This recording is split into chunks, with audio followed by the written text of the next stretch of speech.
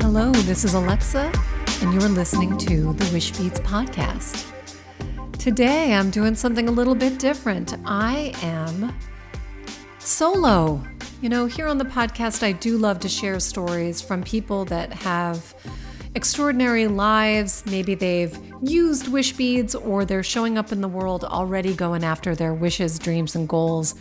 But sometimes I like to pull the curtain back and share a little bit about what's going on in my life in a way to show you that wishing is not just a passing, passive fantasy, but it's really a powerful tool to transform your life.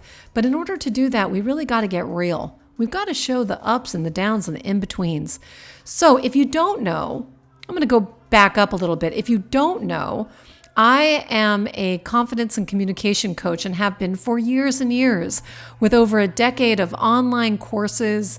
My work primarily focused around confidence and communicating your brilliant self, because everybody is a brilliant, light-emitting human.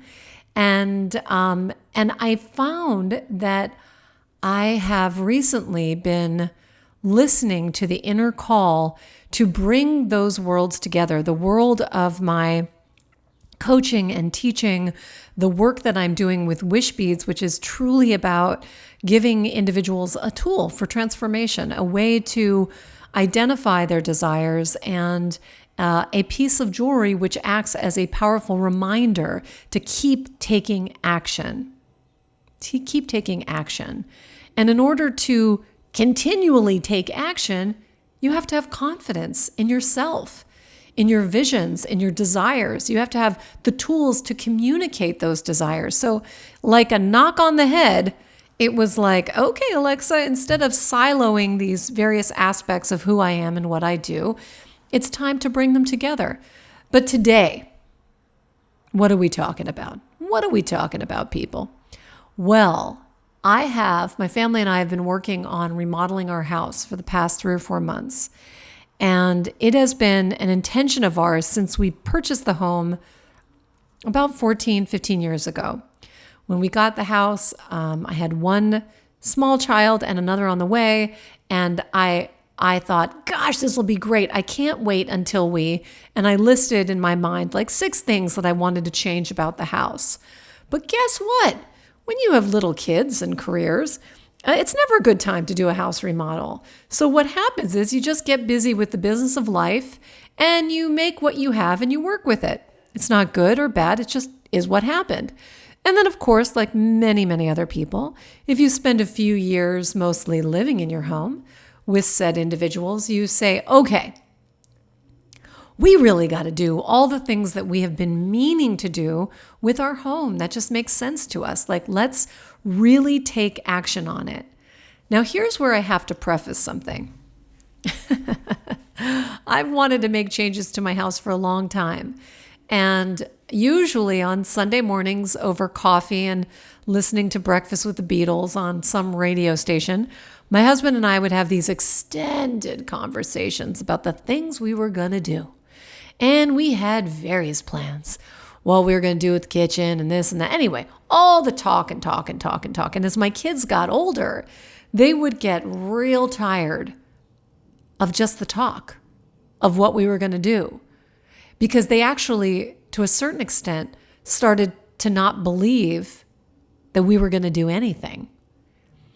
And so even though I was thinking about, we were thinking about and planning, the reflection of their reaction to not believing us that we were actually going to take action, because we'd been talking about things probably for about 10 years, sometimes more seriously than others.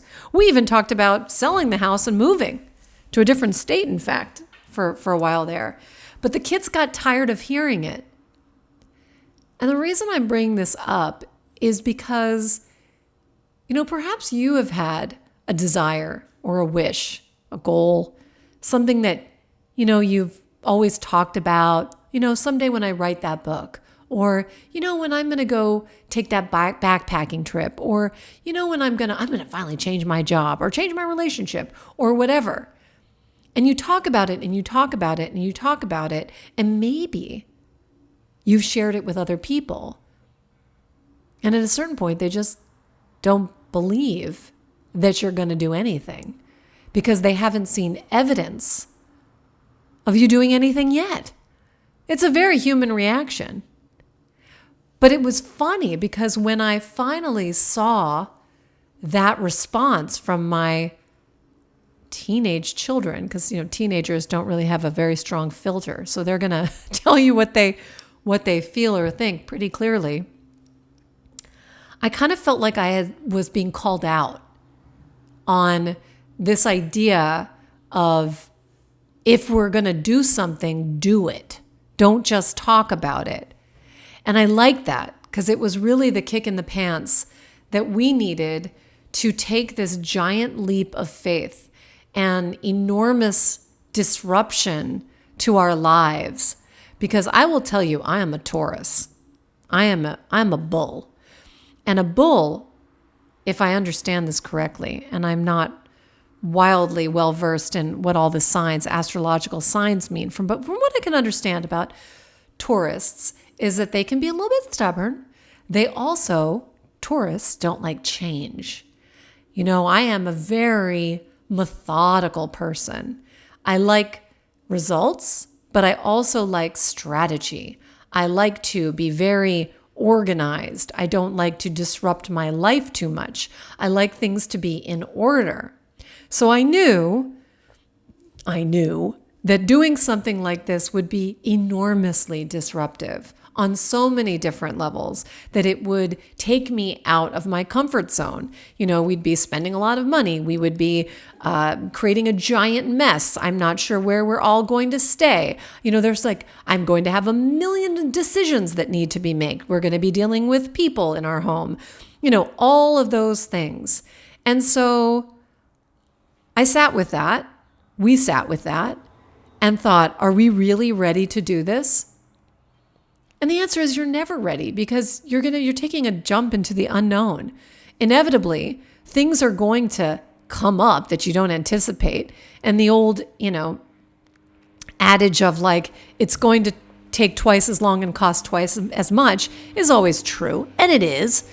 But I also had a very strong vision of what it was going to look like on the other side, and actually why I wanted the changes in the first place, why it mattered, what would the positive impact be on my family. Now here's where I'm going to be a little bit, share with you a little bit, go a little bit deeper. The primary reason why we wanted to change our home is because our home, we live in a small house by the beach, is because it did not have an interior dining room. As funky as that sounds, I'm not talking about a separate dining room. I'm talking about a place to put a sizable table, more than just 4 people, inside our home. The way that this house was configured, we tried different spots and it never felt right. And it was preventing us from having more than the 4 of us for dinner. It was preventing bigger celebrations or the kids to have space to have people over. It was just something that was weighing on me, because what I valued, or what I was longing to create in my home environment, was this place for people to come together, to connect, for conversation, for fun, for games, for potlucks, for all this stuff. And it just never worked. And I knew that going into the house, and I thought we would do it, and it never worked, just because it just wasn't configured in this way. And so that was my why. So it wasn't just, let's just update the house, let's just put modern things in. No, it really was a strategic shift of where we were creating energy and intentional spaces in our homes. That was our why. And I bring that up because in the world of wishing, or your goals and desires, your dreams, whatever you want to call them, that why is what's going to keep you having your eye on the prize. And so in these past 3 or 4 months of complete chaos, I will go back to my why. Why are we doing this in the first place? Why are we putting ourselves through all this torture? And then I remember the why, and it's not material. It's people based. It's connection based. It's the experiences that I long to create, not just for myself, but for my family. That was my why. And that's the eye on the prize. That's the vision that I kept on having. It's the vision that determined even design decisions for our kitchen. I cannot wait to cook in my new kitchen. I cannot wait. It's been beautifully crafted. So knowing your why is that pin in the map of your destiny, so that you know how to work backwards to achieve that result.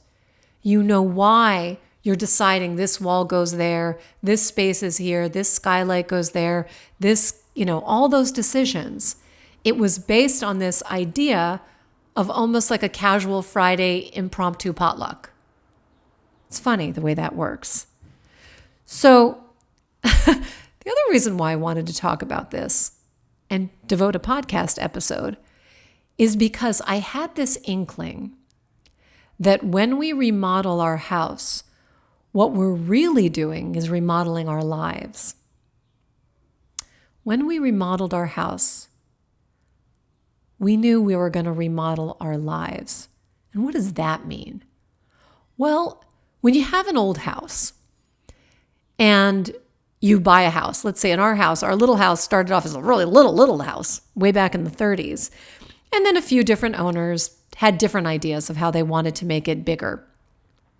So there were a few different iterations of this house and people adding on things. And when you see a wall, you don't know what's happening behind the wall. And so we knew when we were going to move walls, for example, and we were going to likely stumble upon some things that might need fixing. And that is a wild understatement.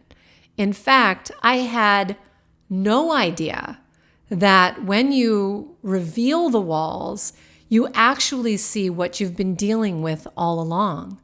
And you're given this opportunity to face it, to make decisions on how to make it better, and to, in our case, with the house, really shore it up and create a more solid foundation, which, by the way, living in Southern California, which we are prone to earthquakes, is really, really important.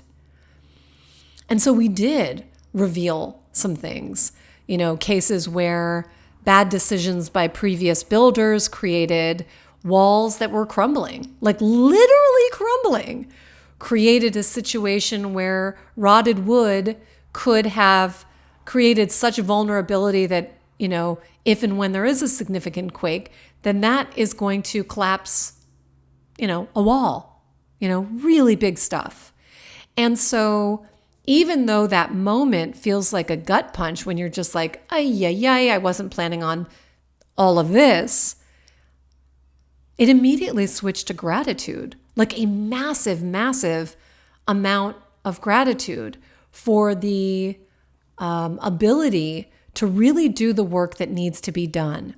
Now, if you think about that, when you have a desire, a goal, a wish, a dream, you want to get someplace, you want to create something, you have this desire, but it may take some self-inquiry, meaning you have to have the courage to examine your current circumstances, both mentally, emotionally, physically, financially, whatever the case may be, and say, what's going on with me so that I can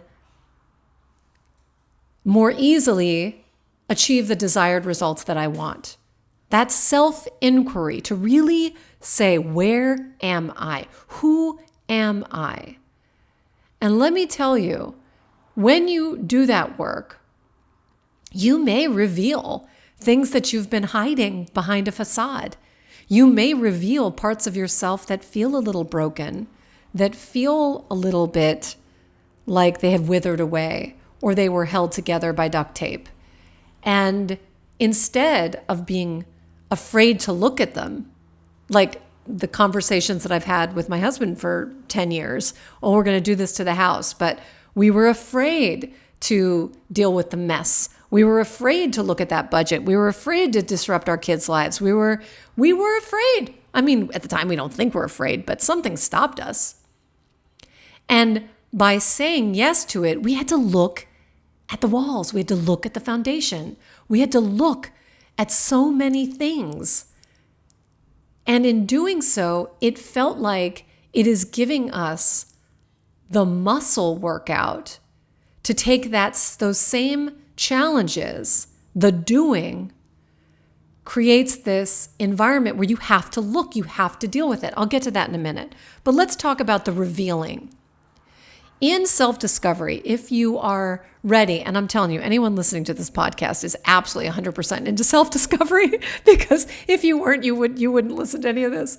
Because this is where I think this is where the rubber meets the road in the wishing business, in the going after your dreams and to actualizing your dreams. A wish can be very, very passive if you want it to be. You blow those birthday candles out, maybe you make a wish, you never forget, you never think about it again. Guess what? Wish is probably not going to come true. But if you are someone who has this tugging in your gut and in your heart, this urging to have an experience like my experience of doing a home remodel, then you will do the work.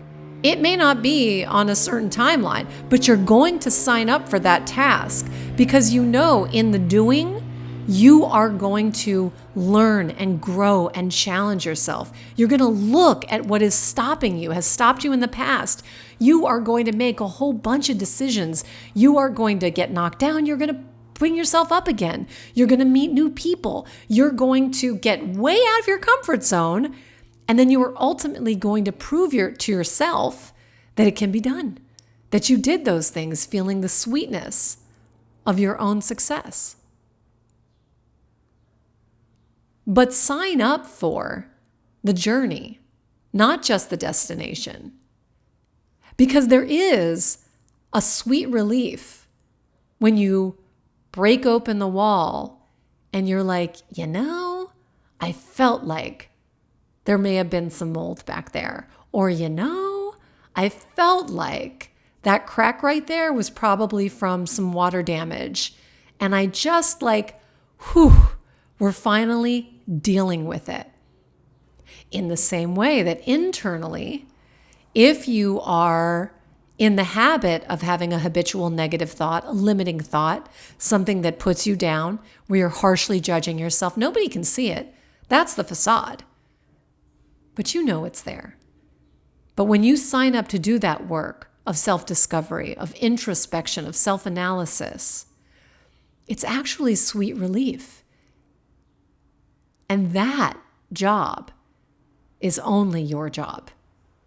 And it's actually the only thing you take with you when you leave. You know what I mean? You don't take any of this stuff.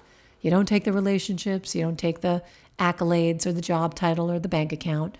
You do take your evolution as a soul, as a spirit, as a being. I believe you take that with you. So remodeling this house has been a giant wake-up call because it was the action steps towards an idea that we've had for so long. And I will tell you, when I saw my kids' reaction, yet another Sunday, over coffee and breakfast with the Beatles, a conversation, and one of my sons saunters in to go get his morning cereal, and he kind of rolled his eyes to be like, I don't even know why you bother talking about this because you guys never do anything. That was exactly the moment that I knew that I was giving him the wrong imprint, meaning I was modeling a behavior that was not acceptable to me because I am not someone who talks a big game and then doesn't do anything. That's not my jam. And so in that moment was, oh yeah, we're going to do this. And what has been so cool is watching their enthusiasm and at times participation in this transformation. But more important than all of that is the life lesson that yes, you can have dreams and goals and wishes, and you're going to need to take action. And it's going to be messy, and it is going to challenge you. And it's going to make you a little uncomfortable at times, but it's going to be worth it. It's going to be worth it. And I feel like, okay, so this notion of remodeling your home is remodeling your life. One was the leap. The minute you say, yeah, we're going to do this thing. We're going to do this thing before we even know really what we're doing. We're going to do this thing. And so what we did, that step one, was we had the kids were over and they had some friends over, and we gave them, there's a wall that we were going to tear down in our house internally. And we gave them markers. I think Robert, my husband, started drawing on the wall, and they drew on the wall, and we just sort of made our declaration, like, bye wall. Maybe I can use that as the picture of this podcast. Anyway, we kind of like said goodbye. We wrote on the wall, goodbye. We finally, it was like our declaration to like our contract. When you sign a contract, like, we're doing this thing, like, no turning back now. So the leap, the commitment, the saying, I'm all in, we're in, let's do this. That happened. 2, the big reveal, the understanding that in the journey, there is some shizzle that is going to come up that is going to surprise you. It is part of it, and you deal with it. You deal with it. And actually, you celebrate that there's a sweet relief in seeing what was really going on behind the scenes. Now, that's true internally, as I said. When you really have the courage for self-examination, for quiet meditation, for going within, and really seeing what's going on, that's actually sweet relief, as uncomfortable as it may seem to call yourself out on yourself. It's sweet relief, because then you can deal with it. Then you can take action. 3, I think, has to do, for me in particular, with allowing there to be the craziness and the messiness and the uncertainty, while simultaneously keeping your eye on the prize, your why, the vision that you have for what it looks like on the other side. Because I don't know if you have this experience, but sometimes when I'm having a rough day, when I'm all in a tizzy, or I'm stressed out about something, or I got triggered by something, whatever the case may be, I have to remind myself that probably tomorrow, I won't even remember what this is. Certainly won't remember it in a week, let alone 6 months or a year. I won't remember. So in the moment, when the alarm bells go off in my mind and my heart, I have an opportunity to remember, do not overtax your nervous system, Alexa. You won't even care about this in 24 hours. And the release of stress and all of that is just draining you of valuable energy and doesn't change the problem anyway. So that response comes from actively working on yourself. And when you have a wish or a dream or a goal that you're going after, you just give yourself an opportunity to exercise all of these muscles. Keeping your eye on a prize, establishing a why, taking action, meeting challenges, staying calm in the chaos, getting out of your comfort zone, learning how to work with a team, all that good stuff. If you just keep your wish, dream, or goal in your mind, you don't give yourself the physicality of the experience, you're actually cheating yourself of that journey. And it's only in the activation of that journey that you get all the riches of self-discovery. You see how this works? I never had any of these experiences when it was just a conversation, a safe conversation around a table over coffee on a Sunday, listening to the Beatles. I didn't get that. It was all a projection. So the gift, mind you, I'm not to the place where I have a completed home. I'm telling you, the gift is in the journey. The gift is in the journey. So here we are looking at a world that is begging us to reinvent it.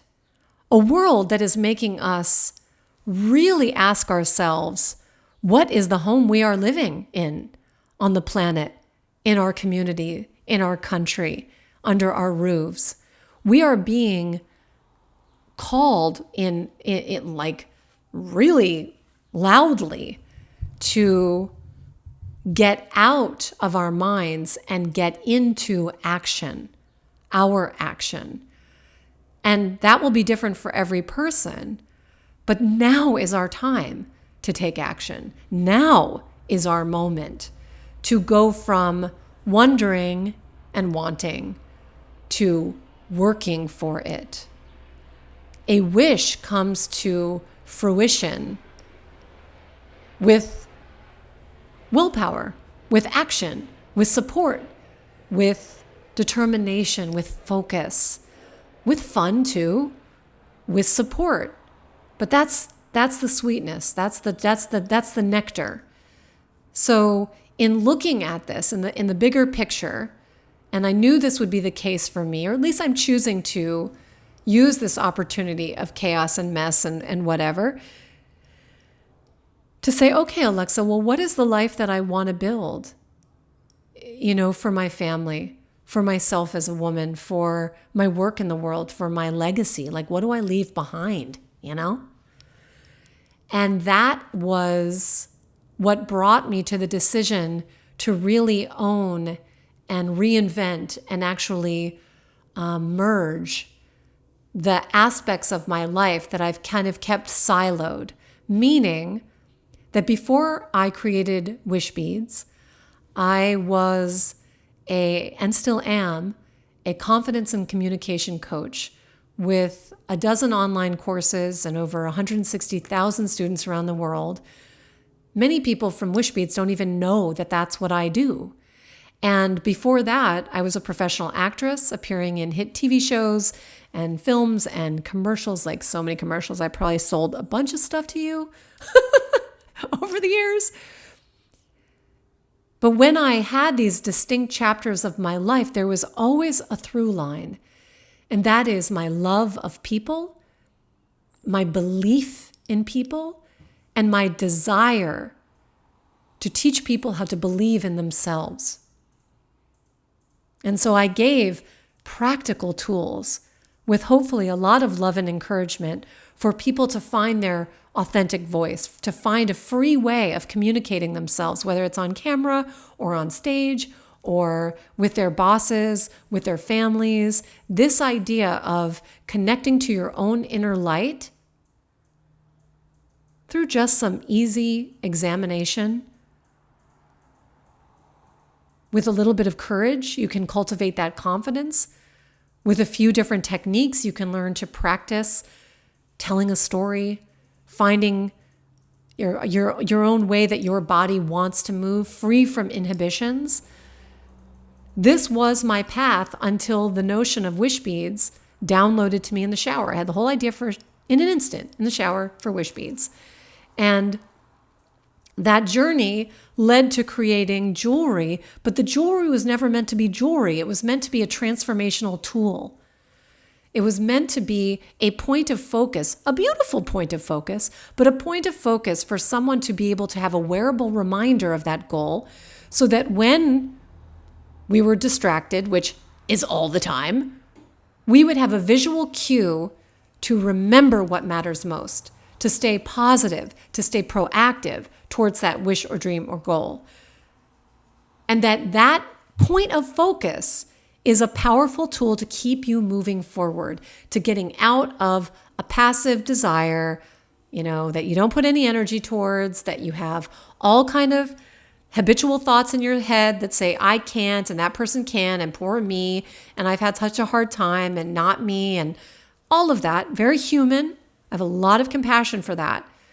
But at the end of the day, the only person that is going to make your wish come true is you. And the only person that is going to cultivate new skills is you. And the only person that is going to heal you is you. And when I started to remodel my house, I began my own inquiry into what is stopping me from really leaning into the teaching, from strategically building the courses and the communication and the strategy to reach more people, to give them the tools that I put out into the world, to really share what I've built in a way that really feels more authentically me. And that's where you're finding me at the moment of this podcast recording, is I'm right at that juncture with you. Why? Because we can't afford to wait any longer, people. Life is precious. The earth is screaming out for us, beckoning us to wake up and pay attention. Political notions are very fragile right now. And so we are being asked, practically begged, to transform ourselves. And if I can be a speck of hope in that journey for people, then I don't want to wait a moment longer. I want to take more leaps. I want to feel so connected to my why that it doesn't bother me when I have to spend hours building things behind the scenes or making new videos or learning new skills. I am ready, willing, and able to do that on a whole new level because I'm remodeling my life, just like I'm remodeling my house. And when I at least can do that with more transparency, maybe you'll find a little encouragement to pick an aspect of your life that you're ready to take action on. Because the only person that's going to change your life is you. And instead of being intimidated by that notion, find it liberating. You have to wait and get permission from 0 people, just you. There are tools, and you'll find your way to the tools that speak to you, whether it's a book or a teacher or a class or a place, whether it is a new pet in your life or a new relationship. You'll find your way to find the things that are going to keep you moving in the direction of positivity and purpose. You'll find the things that are going to keep you connected to spirit, whatever that looks like for you. You'll find them. You came here not to suffer. You came here to experience this world, to expand yourself. And that's what you take with you. And we do not know how long we have. None of us do. But the only guarantee is that we're leaving. So instead of being afraid of all that, why? Let's just dive in. Let's go. Let's do the thing. Let's rip down the walls. Let's rewire. Let's shore things up with cement. Let's build something new. Let's spend some money and then go make more. Let's go meet new people. Let's go have interesting conversations. Let's go be an example to others to show them it can be done. Let's go do something and not care what other people think. Let's do it. And maybe, just maybe, we can do it together. So I don't have all the answers, friends. I really don't. But I'm so curious, and I love y'all so much, I do, that I'm willing to be more transparent and a little bit braver and a little bit more curious about how good can this be? How exciting will it be when we set out to do the things that we intend to do, when we make our wishes come true? So in the weeks and months and years ahead, that's what I'm committed to. I'm committed to giving you all kinds of new things and to learn from them and to learn from them, to learn from you, to figure out what works, what doesn't work, to figure out how good can this be and what sets my heart aflame. Yeah, because that's what we have. And this is my commercial coming out, but wait, there's more. When we do that and we cultivate this calm and creativity and kindness and excitement and bravery, all these good things, we bring our creative minds, our dynamic minds and hearts to be the solutions that we want to see in the world. Because good ideas and solutions can't come from fear. Because fear, all it does is it locks us down, keeps us stuck and scared. And we need creativity right now. We need wild inventions that are going to restore our planet. We need really brave, loving, compassionate conversations to restore our political environment. We need courage to face forces in our world dynamics that are dangerous, that are not coming from a place of loving humanity. And we need to fight those with courage. We do. We can't keep our heads in the sands, friends. We've got a lot of change that's coming, but we can't be creative beings if we are silenced by fear. So right now, I invite you to just to ponder gently over a cup of coffee and a conversation with possibly breakfast with the Beatles playing. What are you ready to remodel in your life? What are you ready to upgrade? What are you ready to look at? Why do you want to do it? What is it going to feel like and look like? Yeah, because I am so psyched to have that potluck. I'm so psyched for the conversations and connections and the joy and the meals and the community that is going to come from this remodel. And from that place, that energy, that overflow is going to be poured back into the work and that I bring back to the world. I just know this to be true. And I'll do it in my own way, just like you'll do it in your own way. But why not? Because the alternative is not acceptable to me anymore. I'm tired of waiting. And you may look at me as someone who doesn't wait. You may look, sometimes when people, talk about my bio before like a podcast interview or whatever, and I think, wow, that sounds like so awesome on paper.